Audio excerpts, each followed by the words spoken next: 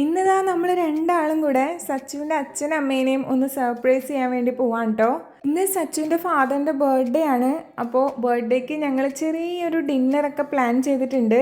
ഇത് 60ാമത്തെ ബർത്ത്ഡേ ആയതുകൊണ്ട് തന്നെ കുറച്ച് സ്പെഷ്യൽ ആണല്ലോ. സോ നമ്മൾ വിചാരിച്ചു ഒരു ഫോട്ടോ ഫ്രെയിമൊക്കെ സെറ്റ് ചെയ്യാന്ന്.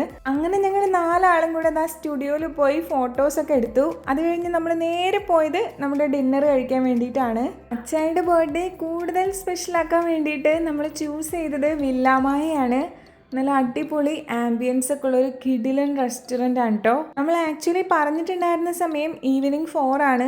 പക്ഷെ നമ്മുടെ സ്റ്റുഡിയോയിൽ നമ്മൾ വിചാരിച്ചതിനേക്കാൾ കൂടുതൽ സമയം സ്പെൻഡ് ചെയ്തതുകൊണ്ട് നമ്മൾ എത്തിയപ്പോൾ കുറച്ച് ലേറ്റ് ആയിട്ടോ. 2 days മുന്നേ തന്നെ നമ്മൾ ഡൈനിങ് ഒക്കെ ഓൾറെഡി ബുക്ക് ചെയ്തിട്ടുണ്ടായിരുന്നു. അപ്പോൾ നമ്മൾ ബുക്ക് ചെയ്തത് ഒരു കുഞ്ഞ് ഹട്ട് പോലത്തെ ഒരു ഏരിയ ആണ്. പക്ഷെ നമ്മൾ ചെല്ലാൻ വൈകിയതുകൊണ്ട് നമുക്ക് പുറത്തൊരു ഡൈനിങ് ആണ് സെറ്റ് ചെയ്ത് കിട്ടിയത്. എന്നാലും അതും അടിപൊളി തന്നെയായിരുന്നു കേട്ടോ. നല്ല കാം ആൻഡ് പീസ്ഫുൾ ആയിട്ടുള്ള ഒരു ബ്യൂട്ടിഫുൾ അറ്റ്മോസ്ഫിയർ ആണ് ഈ റെസ്റ്റോറൻറ്റിൻ്റെ ഏറ്റവും അട്രാക്റ്റീവ് ആയിട്ടുള്ളൊരു പാട്ട്.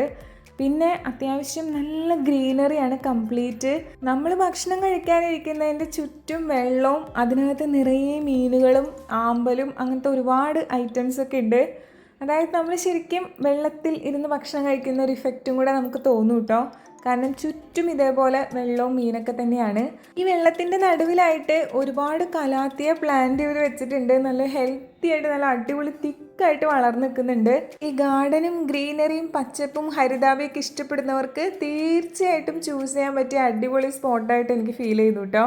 നമ്മളങ്ങനെ എപ്പോഴും ഇനി ചൂസ് ചെയ്യുമെന്ന് വെച്ച് കഴിഞ്ഞാൽ നോയാണ്. കാരണം ഇത് കുറച്ച് ലക്ഷറി വൈബാണ്. അപ്പം നമ്മൾ ഇങ്ങനത്തെ സ്പെഷ്യൽ ഒക്കേഷൻസിനൊക്കെയാണ് ചൂസ് ചെയ്യാൻ സാധ്യതയുള്ളൂ. ഇനി നമ്മുടെ കുട്ടിക്കാലം കളർഫുള്ളാക്കി തന്നത് നമ്മുടെ പാരൻസ് ആണ്. അവർ കുറേ എഫേർട്ട് എടുത്തിട്ടാണ് നമ്മളെ കുറേ സ്ഥലങ്ങൾ, അറിയാത്ത കുറേ കാര്യങ്ങൾ കാണിക്കാൻ കൊണ്ടുപോകുന്നതും നമ്മളെ ഇല്ലാത്ത കാശ് മുടക്കിയാണ് നമ്മളെ ട്രിപ്പ് കൊണ്ടുപോകുന്നതും ട്രിപ്പിന് വിടുന്നതും അങ്ങനത്തെ പല കാര്യങ്ങളും അവരൊരു എഫേർട്ട് എടുത്താണ് ചെയ്തിട്ടുള്ളത്. സോ നമ്മുടെ സമയമാണ് ഇനി. നമ്മുടെ പാരൻസിനെ നമ്മൾ നോക്കേണ്ട സമയമാണ്.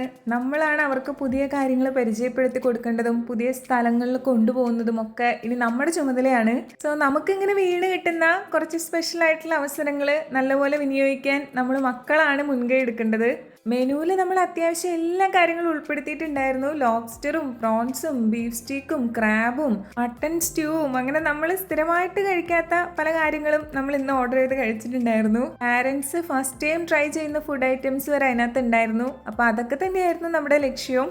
അപ്പോൾ അവരും ഹാപ്പി, നമ്മളും ഹാപ്പി. പിന്നെ ആ കേക്ക് ഇല്ലാതെ എന്ത് ബർത്ത്ഡേ സെലിബ്രേഷൻ അല്ലേ. അങ്ങനെ ഒരു കുഞ്ഞ് കേക്കൊക്കെ മുറിച്ച് നമ്മൾ ഫാമിലി മാത്രമായിട്ട് ഈ ഒരു ബർത്ത്ഡേ നമുക്ക് പറ്റുന്ന രീതിയിൽ നമ്മൾ സ്പെഷ്യലാക്കി കൊടുത്തു കേട്ടോ.